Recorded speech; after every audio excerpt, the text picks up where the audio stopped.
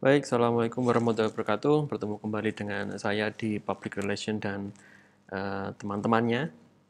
Kali ini tema yang saya akan sajikan adalah Public Relation and Integrated Marketing Communication. Jadi, bagaimana sebuah konsep Public Relation ini, konsep PR ini nanti akan terintegrasi dengan konsep-konsep marketing seperti itu. Nah, eh, pada kali ini kita akan membahas yang pertama adalah kolaborasi pemasaran dan public relations. Artinya kolaborasi ini tidak bisa kita pisahkan karena ada keterkaitan, keeratan materi dan ini memang benar-benar terintegrasi. Nah, mengutip dari Don A. Scholes, konseptor Integrated Marketing Communication atau IMC yang mengakui bahwa sejumlah kasus dan ilustrasi yang ditampilkan oleh Harris dan Whelan mampu memadukan komunikasi pemasaran ke jenjang yang lebih canggih. Nah, selanjutnya Philip Kotler juga menyatakan eh,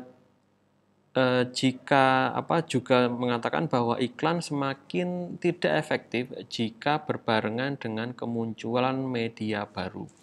Fenomena yang ditemukan justru kekuatan baru berupa pemberitaan media, event, program berbasis komunitas, penciptaan atmosfer, dan kekuatan komunikasi menjadi landasan dari IMC ini. Nah, oleh karena itu, jika kita perhatikan dalam fenomena sosial media, terus kemudian kita perhatikan dalam akhir-akhir ini terutama hubungan dengan internet, kolaborasi antara internet, terus kemudian marketing communication, kemudian ada di jaringan-jaringan internet ini akan semakin luar biasa ini. Tetapi perlu diingat bahwa kita ketika melihat advertising tersebut, ya kita harus memilih dong, oh ini kredibel nggak, oh ini valid nggak, seperti itu.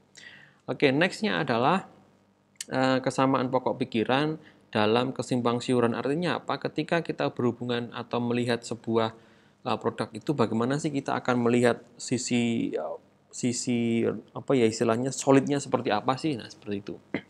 Nah, hubungan IMC, Integrated Marketing Communication, dan tugas PR dilandasi beberapa kesamaan pokok, yaitu PR sendiri mendukung kegiatan organisasi yang bertujuan memperoleh goodwill, kepercayaan, saling pengertian, dan citra baik dalam publik. Nah, tujuan dari public relation inilah yang membuat sebuah apa ya rule atau jalan atau grand tour ya istilahnya grand map-nya ini adalah jalan utamanya seperti itu ketika di dalamnya atau di belakangnya membawa produk-produk atau kepentingan-kepentingan lain. Nah, sasaran public relation yaitu menciptakan opini publik yang favorable istilahnya, menguntungkan semua pihak dan yang menggunakan produk perusahaan tentu karena dalam sasaran produk ini terus kemudian kepuasan customer satisfaction ini merupakan yang utama. Selanjutnya, public relation merupakan unsur yang sangat penting dalam manajemen guna mencapai tujuan yang spesifik dalam organisasi. Nah, tentunya tujuan organisasi ini, tujuan perusahaan ini, tujuan dari sebuah organisasi komersil ataupun organisasi pemerintahan ini tidak bisa didukung atau tidak bisa berjalan dengan lancar ketika berjalan sendiri-sendiri. Butuh banyak dukungan. Nah, dukungan-dukungan inilah yang nanti akan dibangun, terus kemudian dijembatani, kemudian di-maintain oleh teman-teman PR nih seperti ini. Oke, selanjutnya public relation adalah suatu usaha untuk menciptakan hubungan yang harmonis antara suatu badan atau organisasi dengan masyarakat melalui proses komunikasi timbal balik atau dua arah, terutama pada program-program pemasaran terpadu. Oke, jadi di sini ada feedback komunikasi dua arah. Nah, komunikasi dua arah ini merupakan sifatnya itu sifat dalam komunikasi itu ketika kita mau melangkah ke level selanjutnya, ketika kita mau melihat hasil dari komunikasi kita itu apakah efektif atau tidak, ya kita melihatnya dari sisi feedbacknya. Nextnya adalah manfaat integrasi. Ini adalah PR atau teman-teman PR sendiri membantu unit kerja dalam sebuah organisasi itu apa ya istilahnya, memberikan kesempatan untuk menambah waktu dalam tanda kutip menemui konsumennya. Jadi menemui konsumen ini tidak kita harus datang langsung, tidak harus kita menemui secara langsung, tetapi kita lihat dulu, oh ternyata customer saya itu seperti ini ya karakternya, nanti saya harus bagaimana. Nah inilah tugas-tugas PR untuk menjembatani seperti itu. Dampak penguatan komunikasi meningkat efisiensinya jika pengiriman pesan yang sama perusahaan ke konsumen melalui beberapa media. Artinya pelaksanaan penyampaian media ini tidak hanya atau tidak harus atau kita harus memanfaatkan multi jaringan. Nah, multi jaringan ini ada berbagai multi jenis atau berbagai multi akun mungkin bisa kita gunakan seperti itu, tetapi memang kita harus maintain secara baik dan benar untuk memberikan citra positif ke perusahaannya. Jadi benar yang dia katakan oleh Granick James Todd Hahn dalam Managing Public Relations, antara ada relationship yang kuat antara organisasi dengan manajemen komunikasi dengan publik ya istilahnya, antara pabrik, konsumen, corporate maksud saya, corporate ini dengan publiknya, dengan customernya. Artinya apa? Disinilah tugas PR ini untuk membangun keeratan, membangun keterikatan, membangun blending loyalty terhadap suatu produk ataupun suatu image seperti itu. Nah, ada third party endorsement. Artinya apa? Perusahaan dapat menggunakan produk publisitasnya yang unik sebagai usaha marketingnya. Selain boneka dan animasi lainnya, endorser ini dapat digunakan untuk mempengaruhi reaksi konsumen dan minat membeli produknya pada iklan. Nah, kredibilitas endorser tidak hanya terdiri dari dimensi expertise dan trustworthy, tetapi juga termasuk atraktifnya. Artinya, saya jelaskan untuk yang bagian pertama ini, ketika kita mau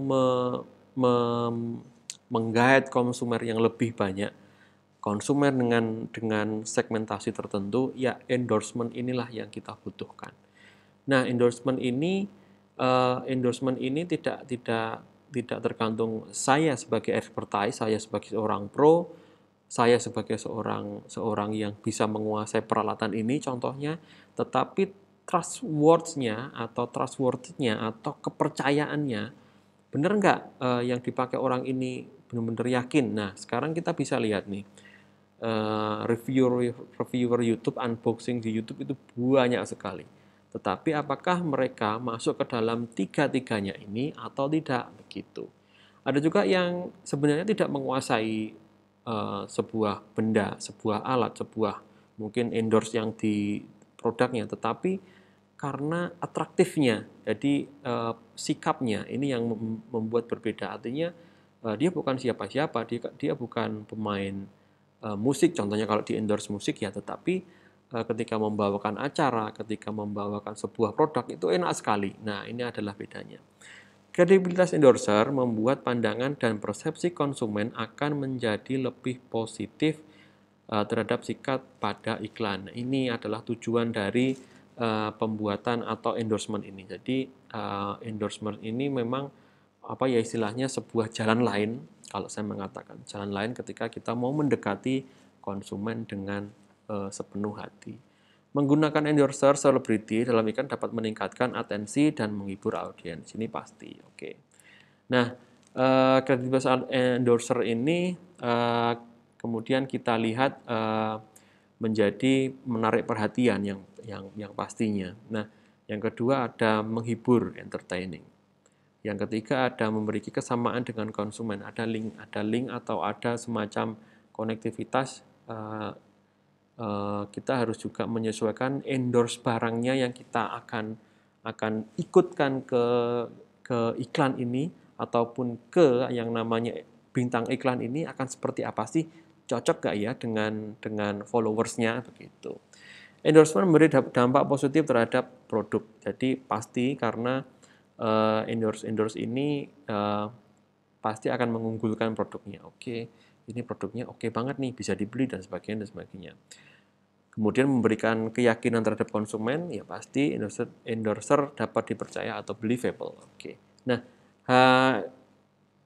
integrated communication marketing ini salah satunya adalah endorser seperti ini merupakan hal yang baru ataupun mungkin sudah lama sih, tetapi akhir-akhir ini booming sekali dengan solo karir, artinya ketika seorang atau seseorang menjadi YouTuber dan bisa memproduksi iklan sendiri, bisa memproduksi konten sendiri, kemudian dia diikuti atau mempunyai banyak followers, ini menjadi sebuah bidang komunikasi terutama dalam PR itu sendiri, yaitu Integrated Marketing Communication atau IMC. Nah, kesimpulannya apa dari materi ini adalah materi ini atau kemungkinan integrated communication tapi dalam bidang marketing ini sangat luas.